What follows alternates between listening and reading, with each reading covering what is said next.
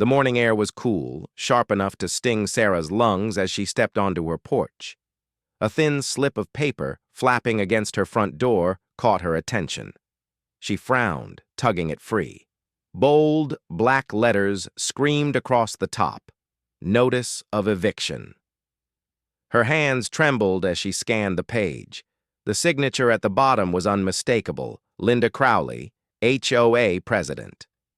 For a long moment, Sarah just stood there, the world narrowing to the cruel ink on that paper.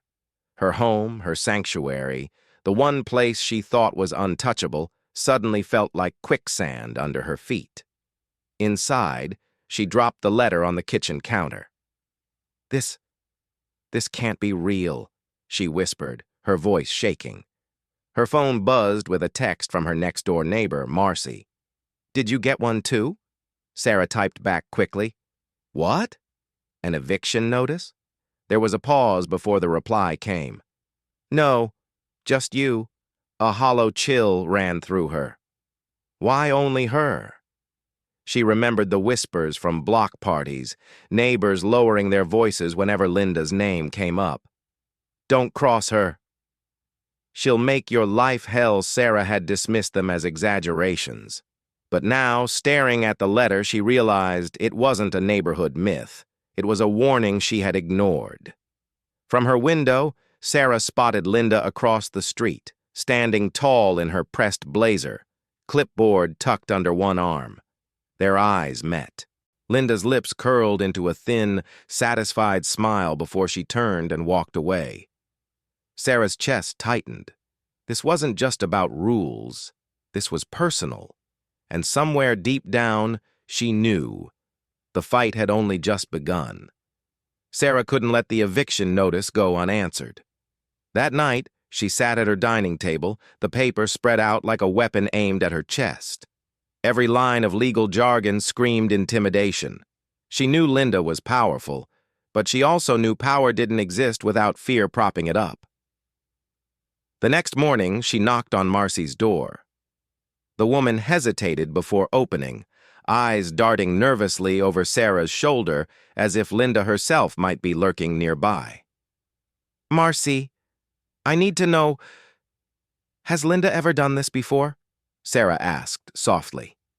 Marcy's lips pressed into a thin line. "She finds people for everything. My son left his bike in the driveway once, $200. But eviction? That's new." Sarah thanked her, but Marcy's reluctance only sharpened her resolve. She needed someone braver. 2 blocks over, she found Daniel, a quiet man in his 50s who kept his blinds drawn and his yard immaculate. He opened the door halfway, suspicion in his gaze. "I don't want trouble," he muttered before she even spoke.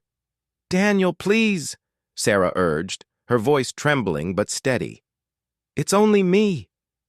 "She's targeting me, and I need to know why." Something shifted in his expression. He exhaled slowly and stepped aside, motioning her in. Inside, the air smelled of coffee and old books. Daniel sat heavily in a chair, rubbing his temples. "Linda's untouchable because everyone's scared. But she's not clean. She's been violating her own rules for years. Unapproved renovations, money from fines that never made it to the HOA account. I kept records. But if I speak up, she'll destroy me." Sarah's breath caught. Proof. Real proof. Daniel's eyes lifted to hers, haunted.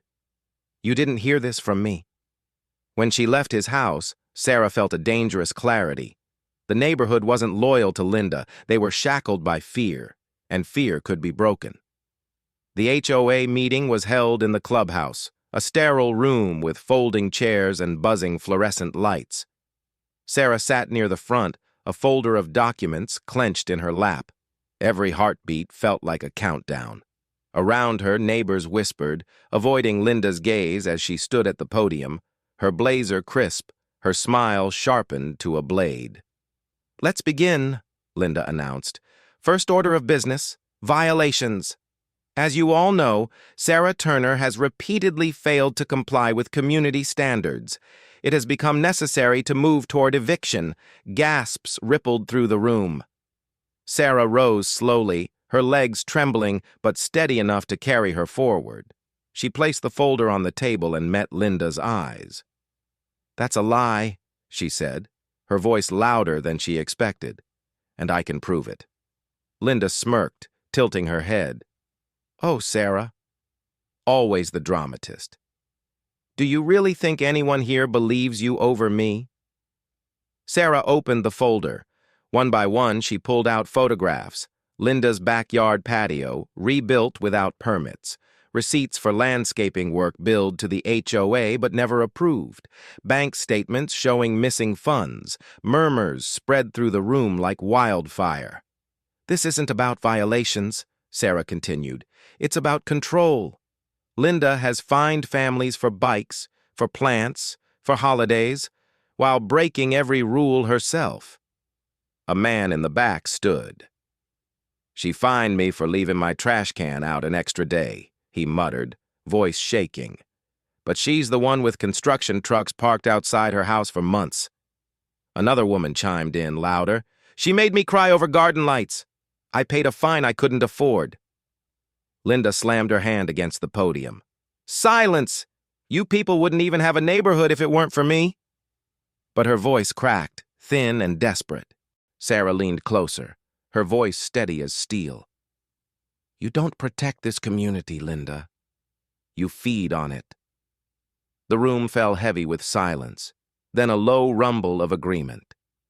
Neighbors who had once kept their heads down now sat taller, their eyes fixed on Linda with something new, defiance. For the first time, Linda looked cornered. The days following the meeting were electric with whispers. What had once been quiet compliance turned into open rebellion. Neighbors gathered in driveways, trading stories that had lived in silence for years. "She doubled my fine for late dues," one man confessed. "But I found out later she never even recorded the payment." "She gave her cousin the landscaping contract," another added bitterly. "Charged us double the market price." And then came the ugliest rumor. Linda's late-night meetings with a board member, whispered about behind drawn curtains. Nobody dared say the word affair aloud, but the implication poisoned every conversation. Inside her house, Linda pulled her blinds shut, the once proud queen retreating into shadows. Her car sat unmoved for days, a thin layer of dust dulling its shine. When she finally appeared, striding across her lawn, her blazer was wrinkled, her hair unkempt, her confidence fraying at the edges. Sarah watched from her window, torn between triumph and unease. Yes, Linda was unraveling, but the price of her cruelty still weighed heavy. That eviction notice could have stripped away her home, her sense of safety, her very identity. The thought left Sarah's hands trembling long after the paper was gone. One evening, Marcy knocked softly on Sarah's door. "You did it," she whispered, eyes wide with relief. "You stood up to her." "We all owe you," Sarah shook her head. "No, we stood up to her." Together still, when Sarah lay in bed that night, the silence pressed against her chest. Vindication didn't erase the fear, nor the scars Linda had left behind. And yet, the neighborhood was stirring, preparing for one final reckoning. The clubhouse was packed, every chair filled, neighbors standing shoulder to shoulder. A hush fell as slips of paper were passed around, the vote that would decide Linda's fate. At the front, Linda's hands shook as she clutched the podium. Her once commanding voice faltered. "I've given this community everything," she insisted, eyes darting, desperate. "Without me, you'll fall apart." No one answered. Pens scratched. Ballots dropped into the box with finality. Sarah sat still, heart hammering as the count began. Each number tallied chipped away at the silence until the result was undeniable. Linda, out. A collective sigh swept through the room, relief breaking like a storm. Some clapped, others simply wept. Sarah didn't smile. She only breathed, slow and heavy. Justice was done, but the memory of fear lingered, scars etched deeper than any fine or notice. Outside, the night air felt freer but colder too.